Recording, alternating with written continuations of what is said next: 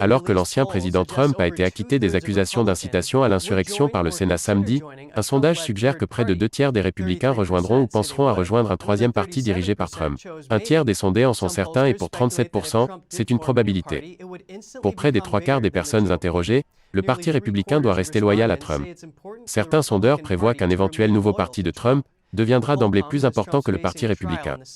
Au procès en destitution, 7 sénateurs républicains ont voté pour la condamnation de Trump et se sont aussitôt heurtés à une vive opposition au sein de leur parti. Ils pourraient en payer le prix aux prochaines élections. YouTube a retiré complètement de sa plateforme les Live Site News. Ce groupe pro-vie affirme que YouTube a retiré toutes ses vidéos sans avertissement ni explication.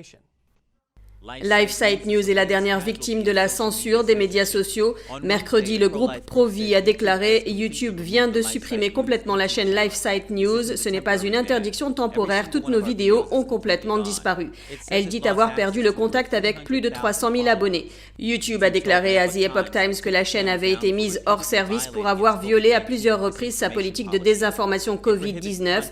Facebook interdit en effet tout contenu promouvant des méthodes de prévention alternatives qui contredisent l'OMS.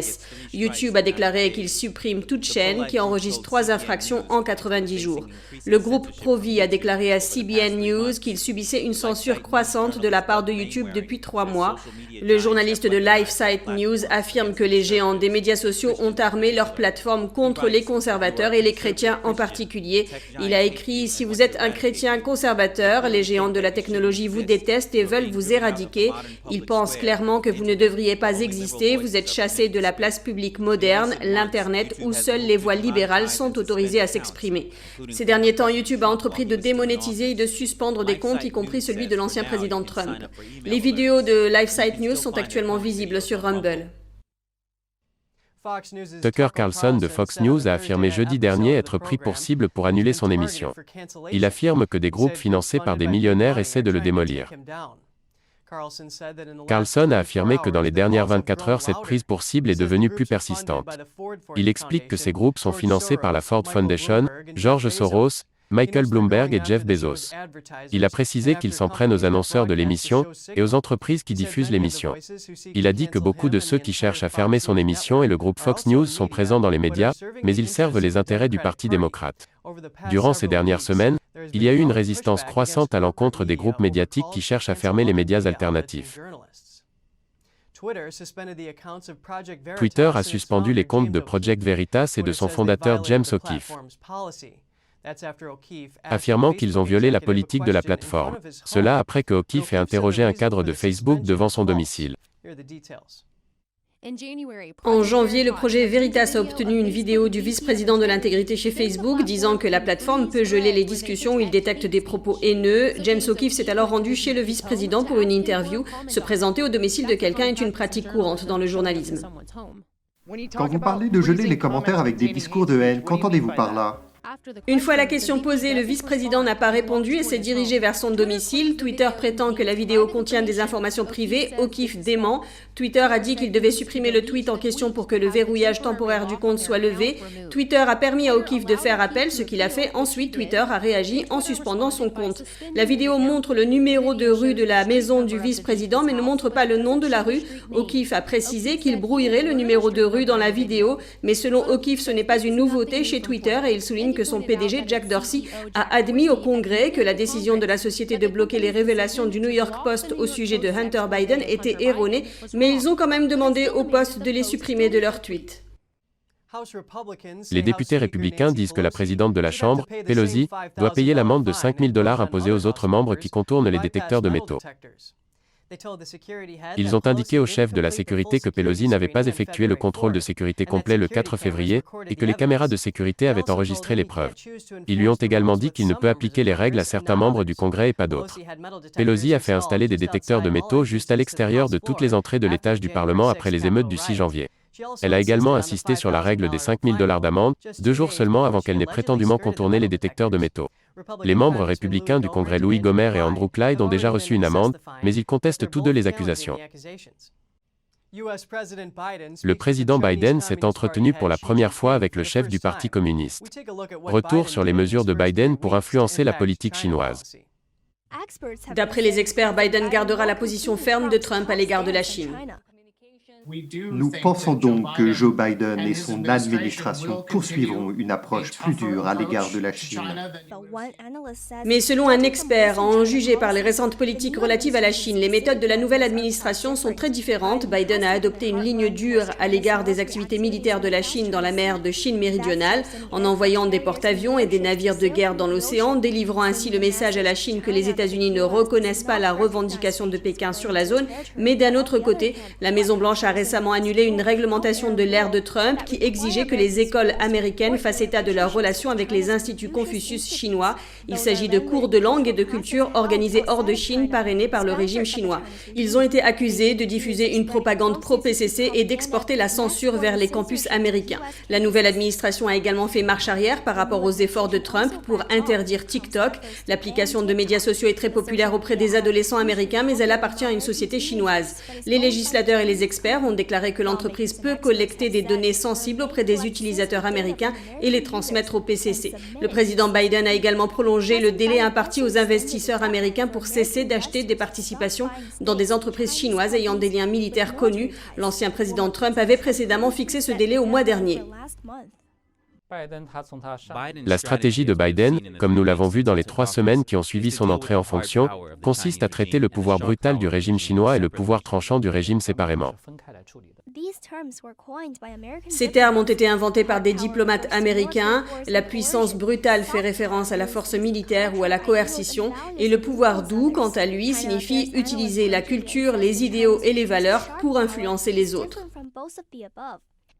C'est une utilisation globale de la guerre de l'information, de la guerre de l'opinion publique, pour infiltrer le domaine économique, politique, culturel et scientifique de l'autre partie. L'objectif est de prendre le contrôle de ces domaines et d'influencer ensuite la politique de l'autre pays, voire même d'en obtenir le contrôle total. Il pense que la Chine compte en fait sur les instituts Confucius, TikTok et les investissements américains pour avancer dans son conflit avec les États-Unis. Ce sont les domaines où ils peuvent obtenir des avantages pratiques plutôt que par des moyens militaires. Nous savons que le risque d'un conflit militaire direct entre les États-Unis et la Chine est extrêmement faible. Donc l'envoi de navires de guerre par les États-Unis et la Chine, c'est plutôt une déclaration politique. Selon lui, l'administration précédente a essayé de se découpler de la Chine dans divers domaines, y compris dans le développement de technologies sensibles. Tant que vous êtes connecté, vous pouvez difficilement éviter que le PCC utilise divers moyens pour profiter de l'ouverture des sociétés libérales et démocratiques occidentales pour vous infiltrer et vous démanteler. Pour vous démanteler de l'intérieur. Donc le découplage dans ces domaines est à mon avis le moyen le plus efficace. Mais reste à savoir si cela peut se produire. Un haut responsable de la politique chinoise de l'administration Biden a déclaré lors d'une table ronde que les États-Unis et la Chine devraient faire de petits pas pour former une relation viable. Pour les deux parties, s'arrêter, prendre une grande respiration, peut-être prendre du recul, réfléchir et penser aux petits pas que les deux parties peuvent faire pour montrer leur désir d'avoir au moins une relation viable. Mais il y a peut-être des choses sur les visas, sur les journalistes, sur les avant-postes des consulats, il y a un certain nombre de choses qui pourraient potentiellement être utiles dans cette voie. Il fait peut-être référence à l'inversion de certaines politiques de Trump, comme la restriction des visas pour les membres du Parti communiste chinois, l'expulsion des journalistes des médias d'État chinois et la fermeture des consulats chinois qui auraient servi d'avant-poste d'espionnage. Vendredi, la Chine a interdit à la BBC World News d'accéder à ses réseaux de diffusion et le radiodiffuseur public de Hong Kong a déclaré qu'il cesserait de relayer la radio BBC World Service. Et cela, une semaine après que la Grande-Bretagne ait interdit une chaîne de télévision d'État chinoise.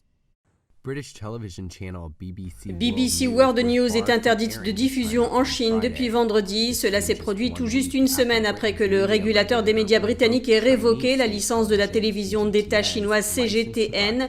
Selon une déclaration de l'administration nationale chinoise de la radio et de la télévision, une enquête a révélé que la couverture de BBC World News sur la Chine avait porté atteinte aux intérêts nationaux du pays et menacé l'unité, ajoutant que la chaîne avait gravement enfreint la réglementation et que sa demande de diffusion pour une année supplémentaire ne serait pas acceptée.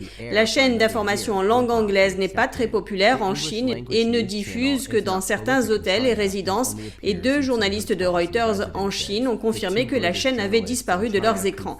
La BBC a déclaré qu'elle était déçue et a défendu ses reportages comme étant impartiaux, justes et sans crainte de favoritisme. Le ministre britannique des Affaires étrangères, Dominic Raab, a condamné la décision de la Chine, la qualifiant de restriction inacceptable de la liberté des médias, ajoutant, je cite, « Cette nouvelle démarche ne fait que nuire à la réputation de la Chine aux yeux du monde ». Lors d'un point de presse, le porte-parole du département d'État américain Ned Price a fait un commentaire. Il est troublant que la Chine empêche les médias et les plateformes d'opérer librement en Chine, alors que les dirigeants de Pékin se servent des médias libres et ouverts à l'étranger pour promouvoir la désinformation. La semaine dernière, la Grande-Bretagne a révoqué la licence d'émission de la CGTN au Royaume-Uni après avoir constaté qu'elle était détenue à tort par Star China Media. La Chine a critiqué cette décision comme étant politiquement motivée et a déclaré qu'elle se réservait le droit de faire une réponse nécessaire. Les enfants souffrent d'anxiété et de dépression à cause des restrictions liées à la pandémie. Selon un sondage en Allemagne, un enfant sur 3 en souffrirait. Le sondage qui porte sur les enfants entre 7 et 17 ans montre qu'ils ont plus de difficultés scolaires, leurs familles se disputent plus, et leurs relations avec leurs amis se détériorent. Ils mangent aussi moins bien, et passent plus de temps sur Internet, exerçant moins d'activités sportives.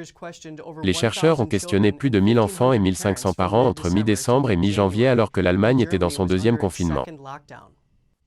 En France, les médias font état d'une augmentation du nombre de squatteurs. Notre correspondant s'est entretenu avec un propriétaire qui se bat pour expulser un couple de sa maison.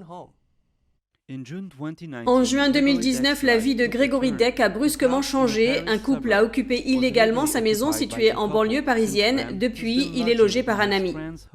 Maintenant, ce que je voudrais moi demander au ministère du Logement, c'est de prendre en considération le fait que, c'est ce que je vous disais juste avant, c'est que si ces gens-là, jugés coupables, ont le droit d'avoir un toit sur la tête, le temps du jugement, le temps qu'on respecte les délais imposés par la loi, pourquoi nous on n'y a pas le droit?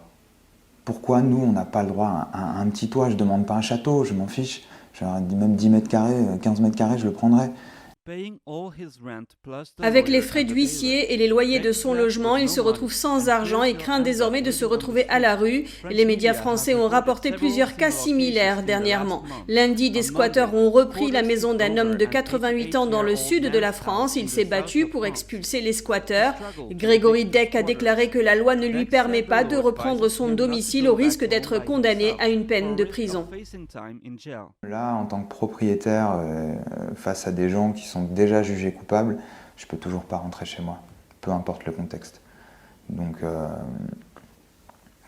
c'est très grave tout ça. Je suis loin d'être un cas isolé et des cas de propriétaires abusés, il y en a beaucoup, il y en a de toutes sortes. J'ai reçu des témoignages depuis que j'ai posté cette vidéo qui sont absolument effarants.